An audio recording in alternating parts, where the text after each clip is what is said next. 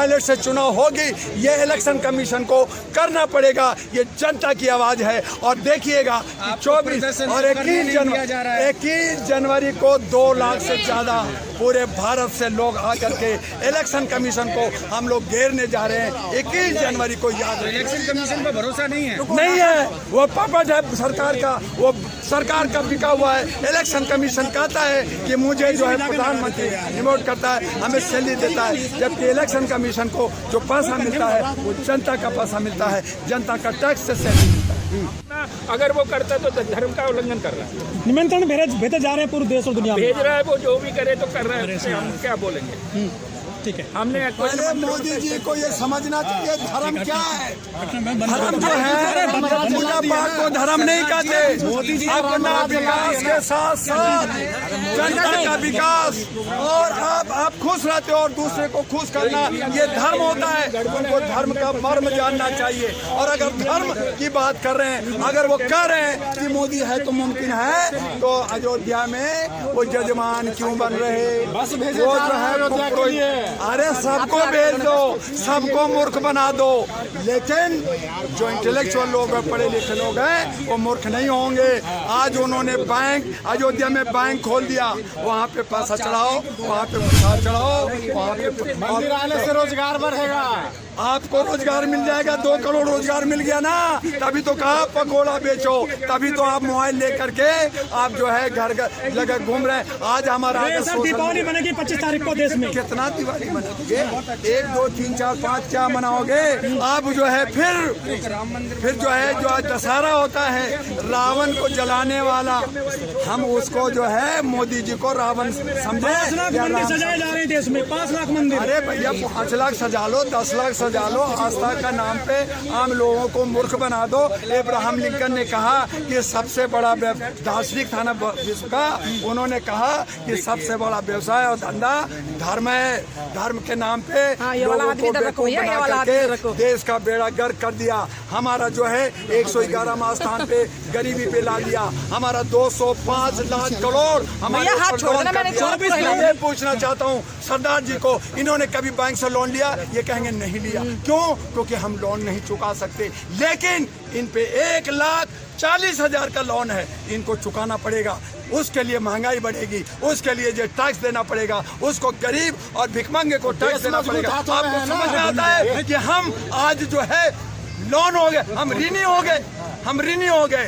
1,40,000 का लोन हर एक जनता को चुकाना पड़ेगा। और ये ऐसा मोदी की गारंटी बोलिए। मोदी की गारंटी यही है, जब बहुत बड़ी गारंटी है, तो मैं ये पूछना चाहता हूँ, जिन्होंने अपना घर में गारंटी पूरा नहीं किया, जिन्होंने अपनी पत्नी के साथ 7 फेरे लिए, 5 वचन दिया था, उस वचन को पूरा क्यों नहीं किया?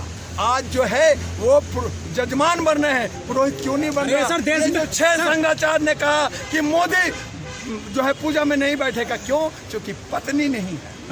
आप जो है सर देश में पहली बार कोई सूत्र मंदिर का उद्घाटन कर रहा है। कौन उद्घाटन? ये उद्घाटन हो रहा है या प्राण प्रतिष्ठा पहले ये तय कर ली? अरे प्राण प्रतिष्ठा तय की।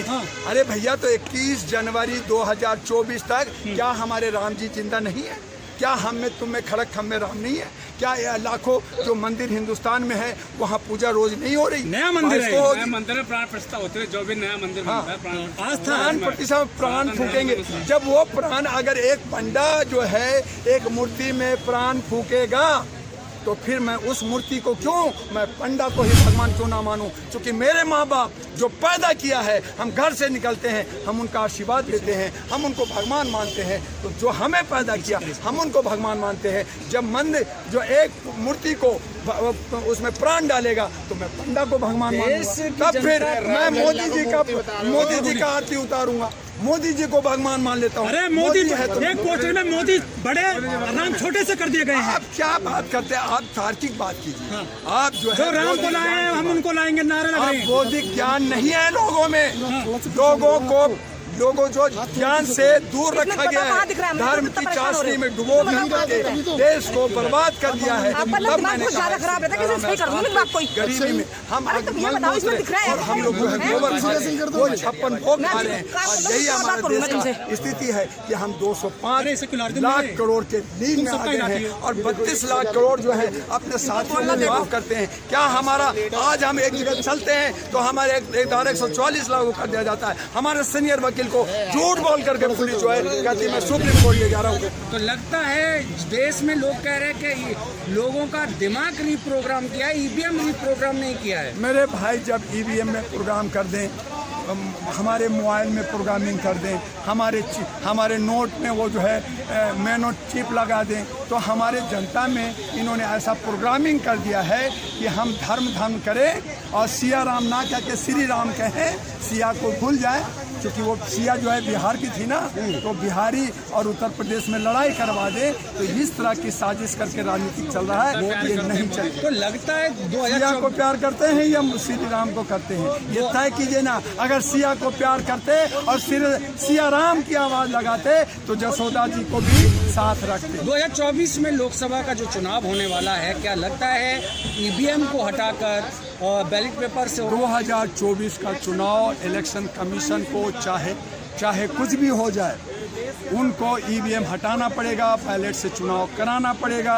और अगर ऐसा नहीं हुआ तो हमारे भारत के तमाम सामाजिक कार्यकर्ता, तमाम बुद्धिजीवी सड़कों पे होंगे, ईवीएम का बहिष्कार करेंगे और बैलेट। इसकी गारंटी कौन लेगा? जो पहले बूथ की लूट होती थी आज ईवीएम से नहीं होती ना। बिल्कुल सही कहा जर्नलिस्ट महोदय कि पहले बूथ की थोड़ी लूट होती थी, थोड़ी, और वो कौन करते थे? दबंग लोग करते थे। कौन करते थे? 3.5% वाले लोग करते थे। लेकिन आज 3M हो गया, मनी माफिया, पैसे से, और माफिया कौन? अब mafia EVM machine, mafia EVM machine हो गया है। ईवीएम मशीन के अंदर टेक्निकल तरीके से उसको लूटा जा रहा है, डकैती किया जा रहा है। वो माफिया ईवीएम मशीन को हराना पड़े। अगर आपने वहाँ हटाया तो आपको इस माफिया को भी हटाना होगा। और जो आज मीडिया मोदी जी ने सबका कहते हैं ना कि जो माफिया थे उनको एनकाउंटर कर दे, ईवीएम का इनकाउंटर कर दे, यही तो कह रहे हैं भाई। हम तो यही कह रहे हैं, हमारा यही मांग है भैया कि अगर आप जो है माफिया का इनकाउंटर कर दिया, माफिया पे बुलडोजर चला दिया, तो ईवीएम माफिया है उस पे बुलडोजर चला दो, तो उसका इनकाउंटर कर दो। टाइम की बचत है, पैसे की बचत है। ये करोड़ों रुपए जहाँ जाते हैं, 5 करोड़ 10 करोड़ प्रधानमंत्री और गृह मंत्री प्रचार करते हैं, मंदिर और मस्जिद बनाते हैं, गुरुद्वारा और चर्च बनाते हैं, देश का भलाई नहीं करते, रोजगार की बात नहीं करते, शिक्षा स्वास्थ्य की बात नहीं करते, सुरक्षा की बात नहीं करते, लोगों को सैनिकों को मरवा देते हैं। और आप कहते हैं कि पैसा बचेगा, कोई पैसा खर्च नहीं हो रहा इसमें ज़्यादा। छोटा सा, जैसे हम मेट्रो में, जैसे हम मॉल में QR कोड निकलता है, उसी तरह से एक छोटी सी पर्ची निकलना है। विकास नहीं हो रहा देश का? विकास हो रहा है ना, बहुत बड़ा विकास हो रहा है। इतना बड़ा विकास हो रहा है कि सबका साथ ले रहे हैं और 129 कॉर्पोरेट को विकास कर रहे हैं। उनको जो है करोड़ों अरबों रुपया का माफी हो रहा है और जनता का जो है खून चूसा जा रहा है। और इसीलिए हमारी जो आर्थिक स्थिति है, आज जो हमारे भारत के अंदर जो पोजीशन है, वो 205 लाख करोड़ के लोन में डूब गया है। हर जनता, हर नौजवान 1,40,000 का ऋणी हो गया है। यही तो विकास हुआ, खूब विकास हुआ। और विकास कीजिए, आगे आने वाले में हो सकता है 5-5 लाख रुपया हमारे ऊपर लोन हो जाए। देश का पहला प्रधानमंत्री ओबीसी उद्घाटन करने जा रहा है, इसमें आपकी खुशी नहीं?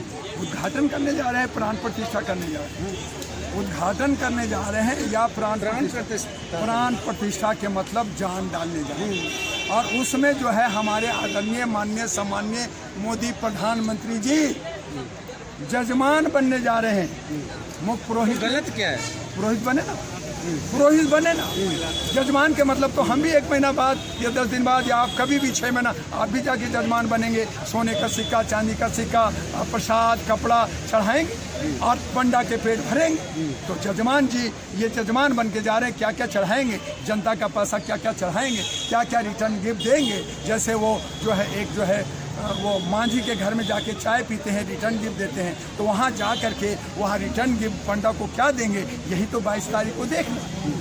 तो क्यों नहीं आपने मुख्य पुजारी प्रधानमंत्री को बना दिया? क्यों नहीं राष्ट्रपति को आपने मुख्य पुजारी बना दिया? आज जो 6 शंकराचार्य जो बड़े हैं उनको क्यों नहीं आपने पुरोहित बनाया? तो आप पंडा को, उन पंडा को जिनको ठीक से संस्कृत भी नहीं आता, वो क्या क्या संस्कृत में पढ़ेगा, आपने उन्हें कहा कि वो प्राण फूकेंगे, आँख दिखाएंगे, कपड़ा पहनाएंगे, जलाभिषेक कराएंगे, खाना खिलाएंगे। तो ये सब मैं पूछना चाहता हूँ कि क्या आज या 21 जनवरी 2024 तक हमारे राम जी जिंदा नहीं हैं? क्या 22 को जिंदा हों?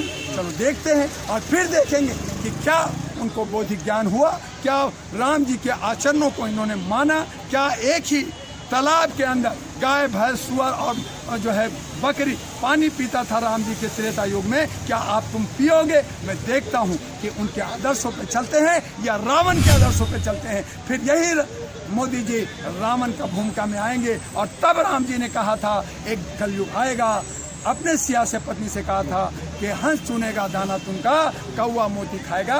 तो ये कौवे लोग मोती खाने की व्यवस्था, तो मोदी जी का राज एक अच्छा राज चल रहा है, तो मोती खाने की व्यवस्था है, 56 राज भोग कर रहे हैं, अपने साथियों को दे रहे हैं, गरीब को गरीब बना रहे हैं, गरीब को खत्म करने की कोशिश कर रहे हैं। तो यही तो हो रहा है, गरीबी खत्म करने की कोशिश कर रहे हैं सर। तो क्या गरीबों को खत्म कर दो, यही अभियान चल रहा है।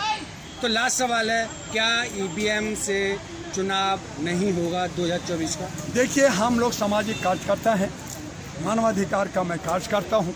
हमारे एडवोकेट और हमारे पूरे भारत के लोग ये हम आवाज़ उठा रहे हैं, हम मांग कर रहे हैं कि ईवीएम को बंद करो और बैलेट से चुनाव करो। और इसके लिए हम लोग 31 जनवरी को भारत के तमाम जिलों से करीब 2 लाख से ज़्यादा की संख्या में इलेक्शन कमीशन को आके घेरेंगे, दबाव बनाएंगे कि आप ईवीएम को बंद करो और बैलेट से चुनाव करो।